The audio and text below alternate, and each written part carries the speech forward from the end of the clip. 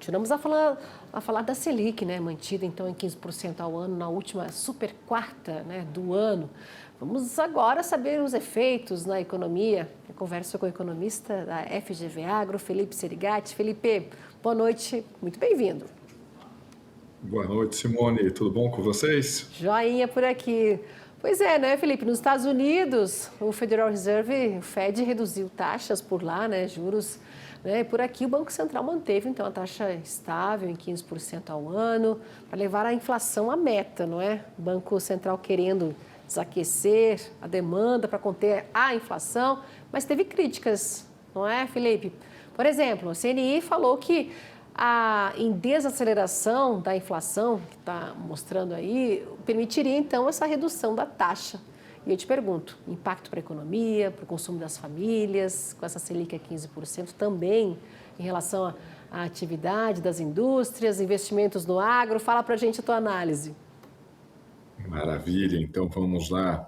Acho que a grande síntese é que, novamente, pelo comunicado, né, que o Copom, Conselho de Política Monetária, divulgou ontem após a sua decisão a respeito da taxa de juros aqui no Brasil, o comunicado foi muito parecido com o comunicado da última reunião, lá no mês de outubro.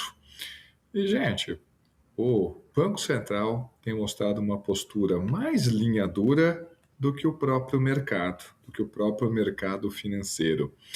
Por que tem essa postura? Uma hipótese que me convence ali com enorme tranquilidade é porque o Banco Central está precisando, entre aspas, comprar credibilidade, conquistar credibilidade. Ora, por que isso? Todo mundo vai lembrar que desde o início do mandato o Lula veio criticando o Banco Central, principalmente na figura do seu antigo presidente, o Roberto Campos Neto, justamente pela condução da política monetária. O Lula criticava, né, a manutenção da taxa de juros em patamares mais elevados, justamente para segurar a inflação. E aí, com a troca do presidente do Banco Central, o mercado ficou com uma dúvida. Espera lá, será que o presidente do Banco Central, indicado pelo Lula, vai ter o mesmo compromisso de combate à inflação do que teve o presidente anterior, o Roberto Campos Neto? E aí, naquela dúvida, como é que o Banco Central faz para sinalizar isso? Além de manter discursos, falas sempre muito contundentes a respeito do seu compromisso para controlar a inflação, sempre tem, não, ainda não estou convencido que está na hora de flexibilizar a política monetária, não, vou apertar um pouco mais os juros, não, ainda não está na hora de reduzir, vou manter essa taxa de juros aqui em patamar alto, em 15% por mais um tempinho. A partir disso é o quê? O esforço do Banco Central, da atual diretoria, sinalizar para o mercado, fique tranquilo, pode ir convergindo suas expectativas da inflação para o centro da meta, porque doa quem doer, é isso que eu vou fazer, custe o que custar. Enfim, foi justamente uma repetição desse quadro que nós vimos ontem. Dentro do mercado, nas análises, seja ontem à noite, seja nas análises realizadas hoje, que eu pude acompanhar, teve quase que uma análise do discurso, né? Não, mas ele substituiu essa palavra por essa. Em síntese, o que o Banco Central está dizendo? Gente, eu sei que vocês estavam esperando que eu começasse a reduzir taxa de juros lá no mês de janeiro, né? Lá em 2026. Esqueçam isso, tá? Se tiver alguma redução, talvez vai acontecer somente no mês de março. E também não estou garantindo nada. Vamos agora para o argumento ali do pessoal da CNI e outros agentes que fizeram um comentário semelhante. Espera aí, a inflação já está desacelerando. É verdade, a inflação está desacelerando. Os últimos 4 ou 5 IPCAs que foram divulgados foram nessa direção, só que, de um lado, você está olhando para a inflação agora. A meta do Banco Central é lá no segundo trimestre de 2027. A inflação lá que ele tem que convergir. Ué, qual que é essa diferença? Por que não olhar tanto para a inflação agora? Um lugar, porque a taxa de juros, se for movimentar agora, não vai fazer efeito agora no curto prazo, e outra, que você pode ter efeitos apenas temporários. Vamos lá.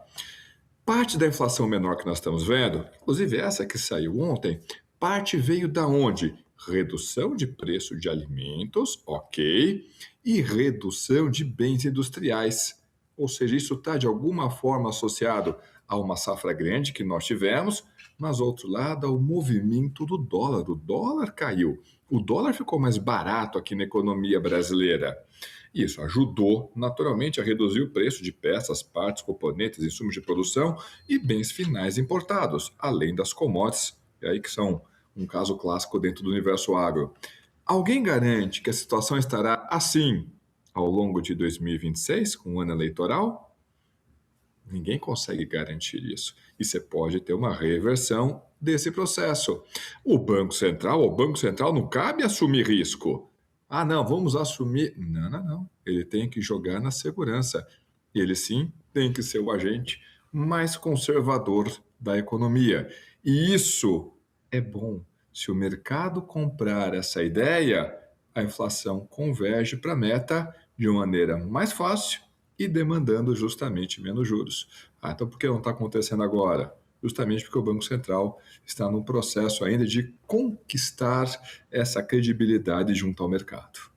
Pois é, então para 2026 nada certo por enquanto, não é? Nem para janeiro, quem sabe para março, ou maio, né? Como você falou, março ou maio, eu anotei aqui, mas eu não estou recordando se eu anotei certo. Março ou maio, essa perspectiva para 26?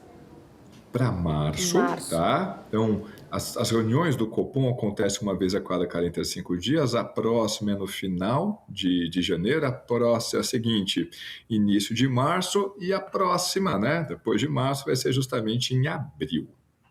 Isso, abril. Mas também o BC, Banco Central, né, preocupados também com o cenário externo, não é, o Felipe? Então vamos lá, que o cenário externo é importante, aí certamente a gente concordaria ali com o argumento da CNI, né? Então vamos lá, vamos por partes, dois movimentos importantes aqui. O que interessa mais, né, para tentar ali segurar a economia, é a taxa de juros real, ou seja, a taxa de juros que a gente está operando nesse momento, 15%, com a projeção da inflação nos próximos 12 meses. Vamos supor que seja 4,5%. O que está acontecendo? A projeção da inflação, de fato, ela está desacelerando, ela está caindo. Só que a taxa de juros nominal ela está constante. Ou seja, em termos reais, essa taxa de juros ela está aumentando. O aperto monetário está ficando maior. Qual que é o efeito disso? Opa, então imagine um investidor lá fora, olha aqui para o Brasil e fala, peraí, vocês estão me dizendo que vocês estão pagando isso de taxa de juros real e ainda com a moeda de vocês valorizando, vocês estão me dizendo que eu tenho a chance de colocar o meu capital num ativo que está valorizando, nossa moeda, o real, e que ainda vai me dar uma bela taxa de juros? Eu vou para aí aproveitar essa oportunidade. E, naturalmente, esse processo explica boa parte da apreciação do real que nós vimos ao longo de 2025. Só que tem espaço para esse processo até se intensificar. Não que vai cair na mesma intensidade que nós vimos esse ano, mas o fato é o seguinte, porque, além disso, a taxa de juros lá fora, a de reféns justamente dos Estados Unidos, ela tem ficado menor. Felipe, por acaso, então ali nos Estados Unidos a situação está tranquila? Quer dizer que começar a reduzir a taxa de juros lá e está todo mundo feliz? Não, definitivamente não. Então, decisão de Banco Central parece que envolve tanta polêmica quanto decisão de juiz em qualquer partida de futebol. Teve redução de taxa de juros, mas o Trump criticou. Está nos Estados Unidos, né? Ah, essa redução teria que ser mais intensa. A taxa de juros, no momento que a gente está conversando aqui, deveria estar operando em algo em torno de 1,5%. No momento está rodando algo entre 3,5% e 3,75%. Mas dentro do próprio Banco Central dos Estados Unidos, nós estamos observando uma divergência que não é comum naquela instituição. Se a maioria decidiu por um corte de 0,5 ponto, Tem diretores lá dizendo, não é hora de cortar, não. Ainda tem muita incerteza pela frente. E tem um diretor, curiosamente, justamente aquele indicado pelo Donald Trump, que votou por um corte de juros ainda mais intenso, de 0,5 ponto percentual. De qualquer forma, na entrevista que o Jerome Powell, ou seja, o presidente do Banco Central dos Estados Unidos, deu após a decisão do FONC, o Copom deles lá, o que ele disse? Olha, reduzimos essa taxa de juros aqui, fizemos um corte, mas não nos comprometemos com o próximo passo. Aliás, o mais provável é que a gente dê uma paradinha na próxima reunião antes de tomar qualquer decisão e, se houver qualquer alteração, fica para a decisão seguinte.